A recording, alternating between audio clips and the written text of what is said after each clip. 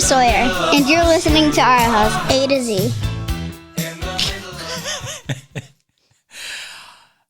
Five Friend Focus? Five Friend Focus. Absolutely. And that was the old school, evangelistic thrust. That was. Remember those days? Yes. And it was on the heels of Verizon's Five Friend thing. Remember that? Oh, yeah. Fave Five? Friend Five? What was it? Five friendly fanatics. Whatever it was like your top 5 people you could pick, and you get to call them for free. And I just want to know who yours were.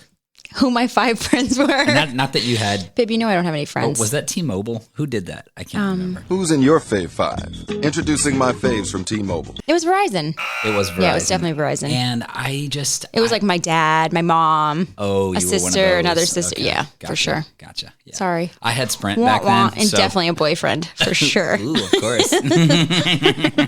Well, you needed another 5 just for your boyfriends. The thing is that I had Sprint back then. Switch to Sprint today. And sorry to hear about Sprint. that. I had Sprint because I moved Whatever up here happened from to North Sprint? I think Carolina. they just completely closed down. I don't even think they're a phone company anymore. They're still around. They're just, That's unfortunate. They're servicing telephone poles. Here's or a something. question. What didn't Sprint start out as something different? Like, I feel like I remember you telling me, No, like you're when we thinking of first Sprite, met. the soft drink. No, I'm not. Oh. I'm thinking of, for some reason, I like thought when we running? first Like a met. fast Yes. run? Oh, that's what it was. Started off as Sprinting. running. And you telling me your phone was through Sprint and being like, I thought that was like a such and such company.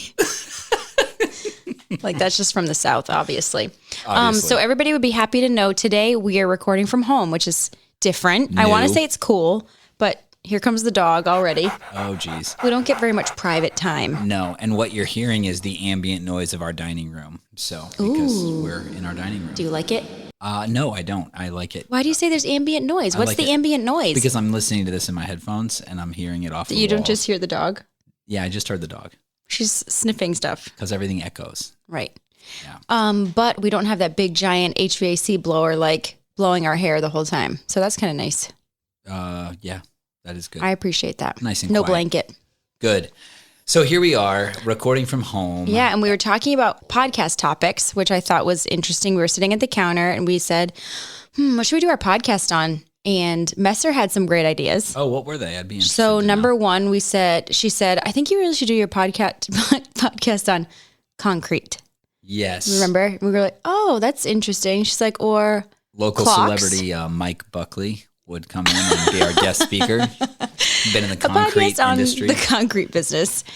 She's Everybody's interested. Or eggs. She's just like looking around the kitchen, like saying random things. You're like, oh, we could do a podcast on clocks or eggs. Sure. I like it. And then you said, oh, so really nouns. So you're going with working on nouns here, yeah. And like she gets her creativity from me for sure. Yeah, just look around.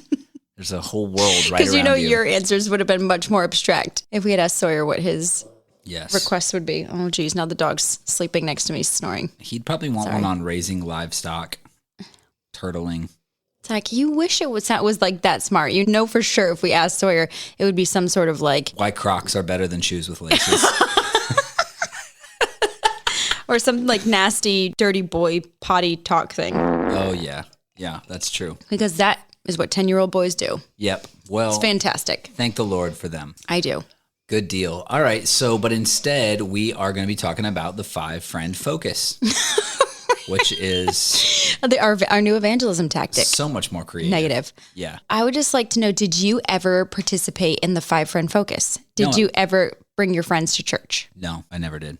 That's not true. I brought my very best friend in the world, Michael Mahoney. I brought him to my youth group in high school. Good for you. Yeah, and we brought... So he wasn't a Christian? No, he was a Christian. Did you ever remember a time that you brought an unsaved person to church? Yes, we brought the De Los Santos family, who was the illegal alien immigrants who were our next door neighbors. Okay. We brought them to church, and they were Catholic-ish. Okay. In a Mexican sort of way.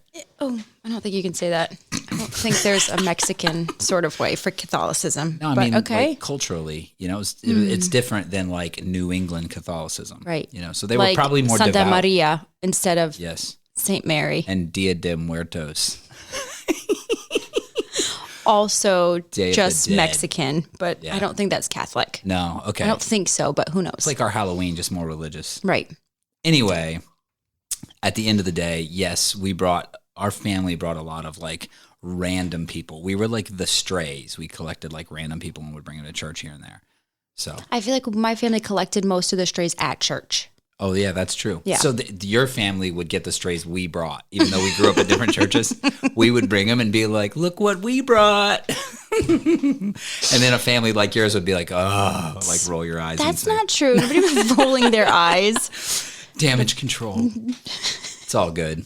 Well, I grew up at BCA, going to BCA. So all the kids in the class were Christian already. So there wasn't very many kids that I was not like around that weren't Christians. Yeah. But I do remember like one time I finally like moved into a new house and the neighbor there was not a Christian. And she was like my age. We were a couple months apart. And I brought her to church and I was like, Wow. this is it. Like I am bringing somebody to church. Finally, I know a non-Christian, and I'm going to bring her to church. And that was the Sure day somebody enough. hollered out in tongues. Yes. Get out. Oh, I was just joking. Yes, not Oh, a joke. No. That's the story I was getting ready to tell you.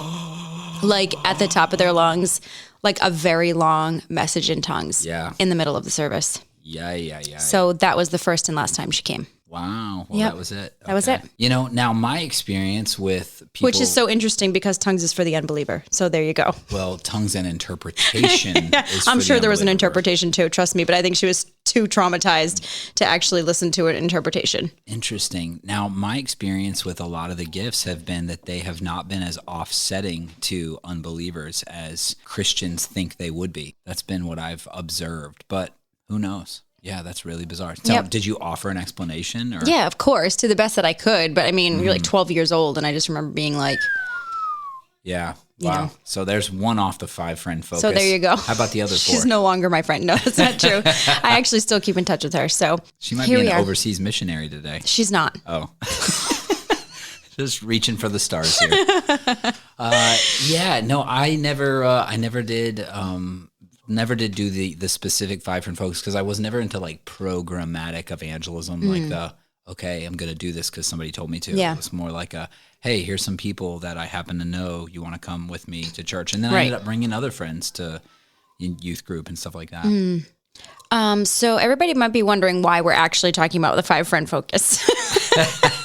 'Cause Why it's are interesting. we? It's not interesting. We're talking about it because over these past couple of weeks, I have been seeing kind of the importance and the fruit of and the encouragement from having a really great friends community. Yeah. And I wanted to talk about that and kind of why the Lord has even set community. Okay. Like why he's set it up as important. Yeah. And why it makes such a difference who you surround yourself with.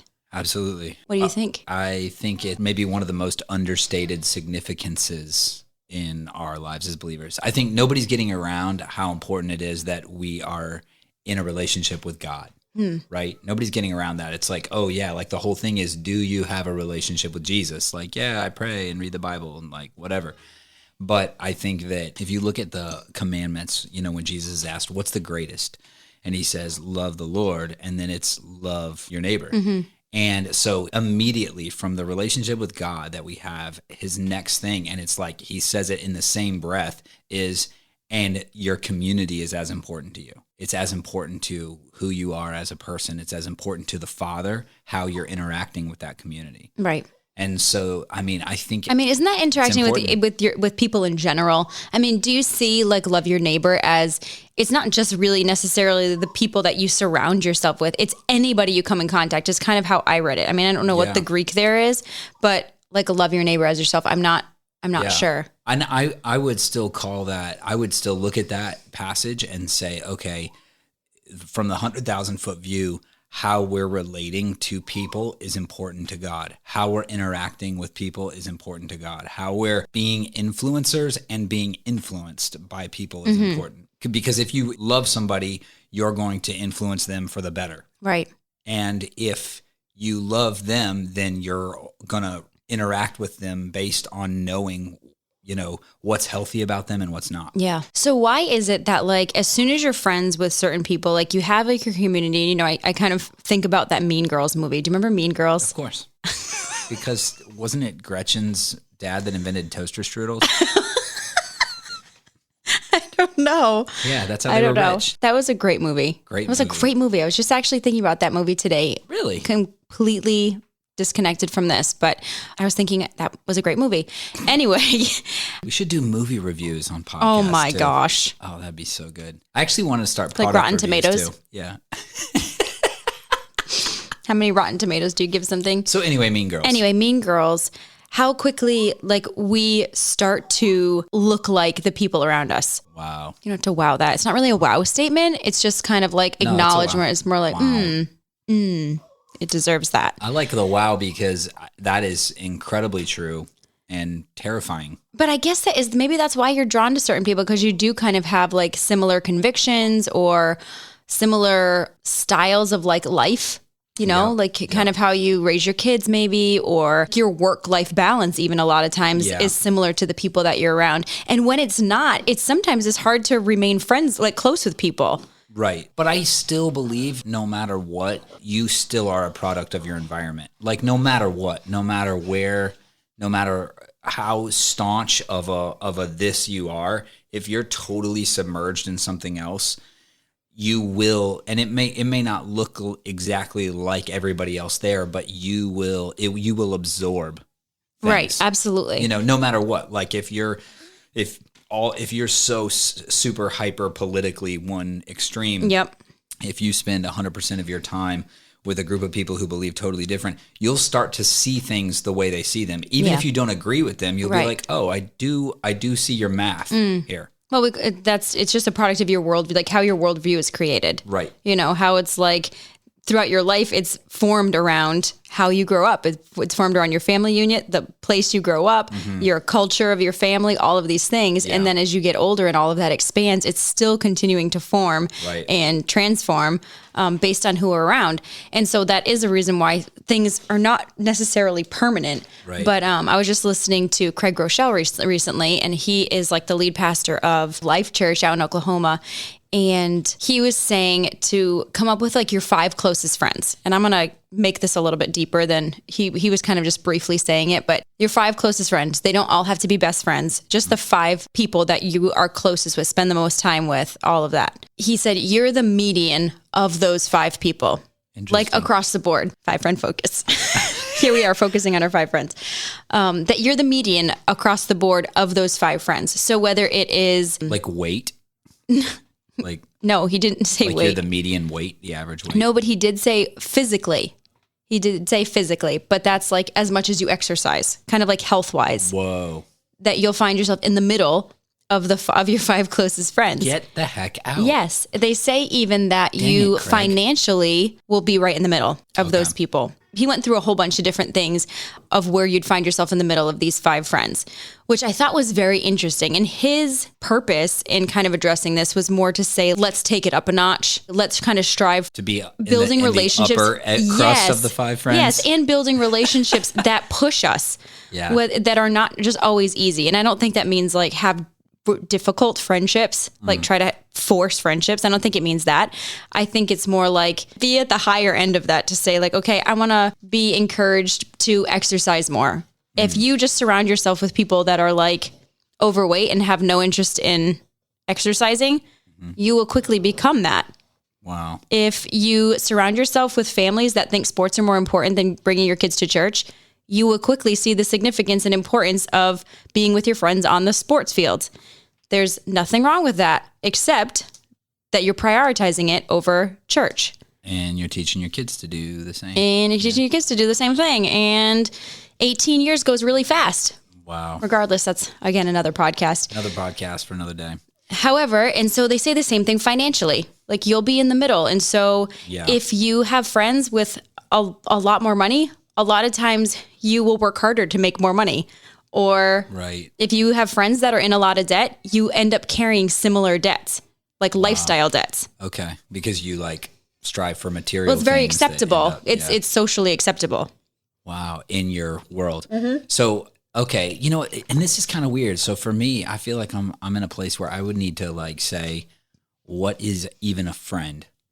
And for a working definition of friend, can we just say it's Do we need a definition of a friend? I think we do for people like me, because I have like, friendships are so relative. like That's work why I said your friends. 5 closest people, like 5 people you spend the most time with. It's the people I work with. It's the people on staff, like Okay. at our church. Those are like my friends. Like that's it. Yeah. I feel like, in leadership, like at our church, I feel like that I'm like Family. It has to just be the time that you spend with people. Right. That really has That's to what I said. The 5 people you spend the most time with. That's what it is. Regardless of whether or not you would say this person's a friend or this person Right. is a good friend or a best friend or an acquaintance. Right. Well, maybe, but if you spend like even work people.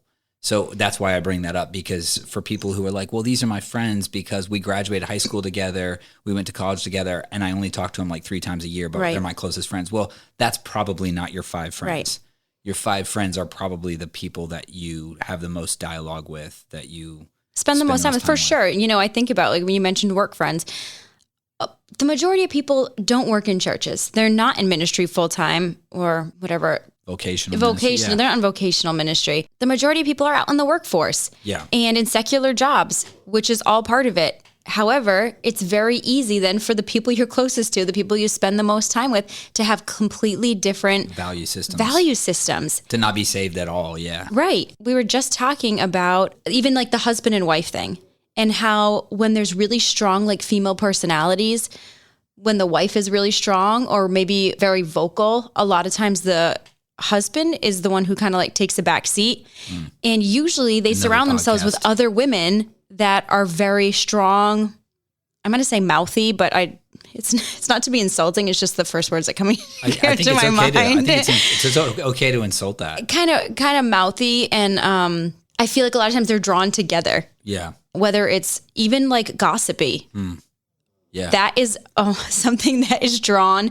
If you're a gossip, you are most likely surrounded by other women who gossip. And part of that gravitational pull is also because we can we can know something's wrong and feel convicted about it until we say, well, this isn't, maybe I shouldn't do this, but so does this person, this person, this person. So it's so easy to those just are the like 4 people. Like you're going to seek out people that make your sin safe. Yes. Yeah. What makes you comfortable. Right. And again, there's nothing wrong with having friends that you're comfortable around, 100% comfortable. I think that's great. Yeah. However, how does it lining up with a Christian value system, with your walk with the Lord? What are their walks with the Lord actually look like? Yeah. What is it? Well, I'm reminded of Jude, and he Really? talks. You're reminded of Jude? Whoever gets reminded of Jude? Hey, Jude. I'm just saying, how often do you have a conversation with somebody's like, that actually reminds me of Jude? Dude, I'm a pastor. I know, it's amazing. I write sermons it's for so a living. good. That's why I surround myself with you, so I can be more like you. Oh, yeah. I'll surround yourself with me later. You're at the upper crust of my 5-friend focus. That's funny because meeting you made me want to make more money. No, so here's the deal. It reminds me of Jude because Jude gives this really sobering warning to people. And he says this, be careful of the ones that you pull from the fire to not be tainted by the very garments they wear because they're so saturated with sin. Mm-hmm. And I think of this, usually we think of it in like the extreme form because it's written pretty extreme. Right. Like, hey, we call it ministry, we call it a witness, we call it a testimony. Like I'm the Christian in my group of friends, and so I'm going to go be like that guy. But what Jude is saying is like, okay, don't just understand this in the sense of like when you go into the pit or like pull like addicts out of gutters and like be careful not to like become an addict yourself. Although that's very true too. And I know of extreme cases where people's entire lifestyles and sexualities have changed because of the people they were quote unquote trying to minister to. Yeah. But extreme case, a more typical situation is where we're in community with somebody who is dealing with an issue or maybe not dealing, maybe just settled into embracing an issue. Mm-hmm. And the more time we spend with them, the more our brain starts to do the math. Like, well, this isn't that bad because we're connecting it to somebody who we like. Right. And so suddenly that warning from Jude is like, oh, wow, this isn't just about the extreme lost soul that you're going out to. It's the person that you might be sitting next to every day. Somebody who doesn't value their marriage the way that a believer is supposed to. Somebody who doesn't value purity or, honesty or integrity the way or child raising, like all of those things. Just do it differently. Right. So be careful because it does rub off. Yeah, it does. It does. And so that's kind of what I wanted to encourage everybody with today. All right. So, you know me, I like a good practical, okay, now what? Like how, if we can see that, I can evaluate like the 5 friends around me and see that that is true. Like I am kind of at the middle. I am very similar to my friends. And hey, there are places where it's like not awesome. And I think that what seems like the go-to answer is, well, you just need to find new friends or go find somebody and try to be friends with them now. Like that's like going to be your new thing. Find somebody that you kind of see things in that you want to be more like, hey, I've seen them parent. Like I want to find out like how to do that better, or their marriage looks great. Like how do I get better in my marriage, or whatever it is. And I think sometimes we go wrong in trying to just fix it by trying to jump into new friendships. Okay. Like sometimes I don't think that's always the answer. I think the Lord's given you relationships and friendships for a reason. And it's kind of to encourage those around you. It's not just to feed off of those around you, but to help bring those around you, you're closest to, the ones that you love and have like these long-term relationships, to like new heights. Yeah. And I've seen so often that friendships that do that, where they're kind of like this mundane place where maybe it's kind of, even when you go through hard seasons, you're kind of like, we kind of walked through like an icky season with even how we like dealt with a situation we were mad about, or a friend we were mad at or whatever. And we've kind of like grown from there. But I think a good thing to do in as far as like personal growth goes is to meet with somebody and not just kind of observe and try to like replicate, but ask questions like why people do what they do. Like, why is it like, hey, I know that you guys are kind of like always talking about why sports, like why you don't want to do sports with your kids on Sundays. Like, can you tell me more about why that is? Yeah. Like, not just that you guys are so legalistic about bringing your kids to church, but like, tell me what's behind that. Yeah. Like, hey, I noticed you did this with your husband in this situation. I saw you do it. Like, I could go try to do the same thing, but I'm not really understanding like what the purpose of it is, or like why you do what you do with this. I don't know. I'm trying to think of examples off the top of my head because it's kind of just coming to me. But I think sometimes knowing the heart behind why people do what they do is a big difference, instead of just trying to become something different. Does that make sense, or is that really confusing? No, I think that does make sense. I mean, I do think though that there are like the other side of that same coin, because I think you're 100% right. But the other side of that coin is like there are sometimes relationships that no matter what, it's not going to be good for you. Oh, absolutely. And the reason is though, and if we can be real, because maybe you're not strong enough to be the one to pull that other person up. Yeah, that's true. You know, and that's okay. I feel like that would be frustrating if you're like, I've tried and I've tried and I've tried, and it ends up just being like a frustration to me more than it is a blessing to the other person to try and get them in a healthier place. But I do think that, you know, it's important for us to say, okay, we are held accountable for our relationships. Right. We're held accountable for our community, and we have to be able to stand before the Lord and say, okay, here's where my heart was.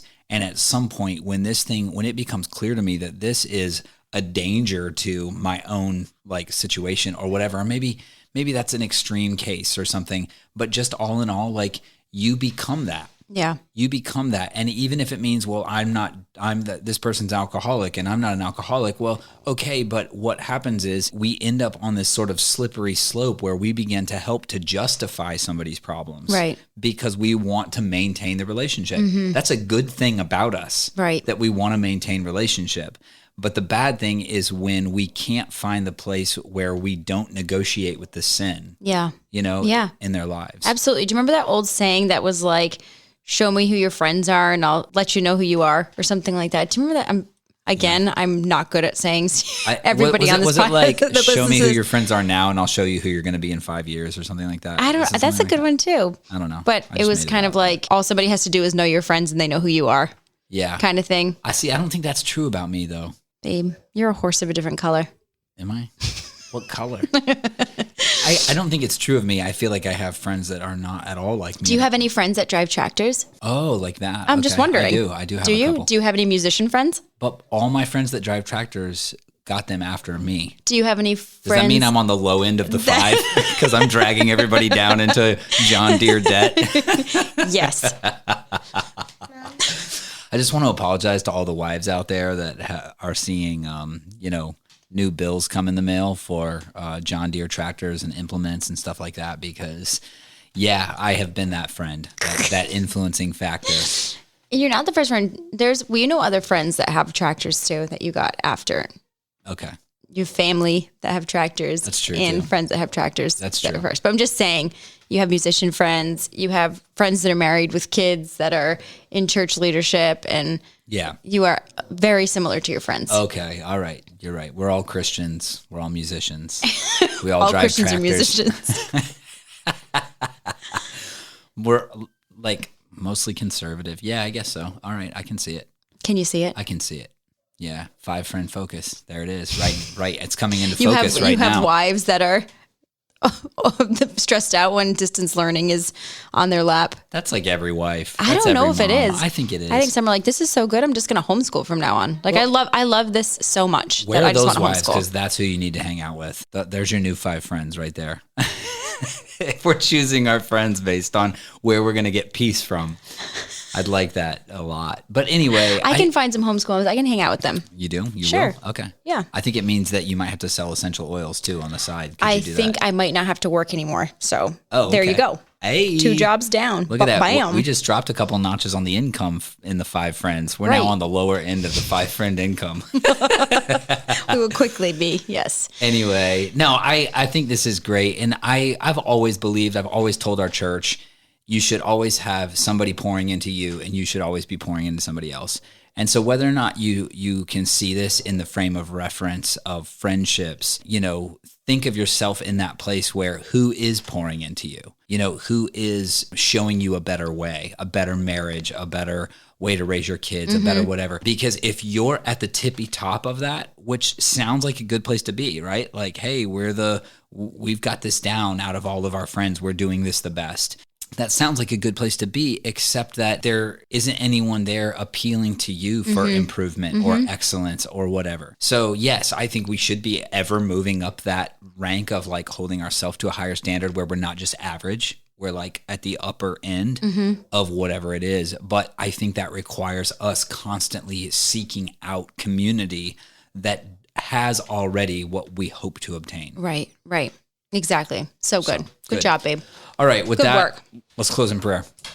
Father, we just thank you so much, Lord, for our friends, God. We thank you for our community. We thank you for our church family. We thank you for even the incredible lost people that you've put in our lives and in our spheres of influence, Lord, to not just share the gospel with, but because there are things about you and them that we need to learn and be able to see and embrace and absorb. Things about you, things about how your image is portrayed. Maybe in people who seem so unlike us, and yet, Lord, you do want us to glean. And so, Father, I pray that we would have open hearts and graceful hearts, Lord, that we would walk out that culture of grace that Jesus taught us on this earth. And so, and that our community would see the light of heaven in us and that we would shine for your glory. So we give you the glory and the honor and all the praise. It's in Jesus' name we pray. Amen. Amen. All right, Our House friends and family, thanks for stopping by today, and we'll see you next week. This is Messer. And I'm Willa. This is our house from A to Z. Thanks for coming over.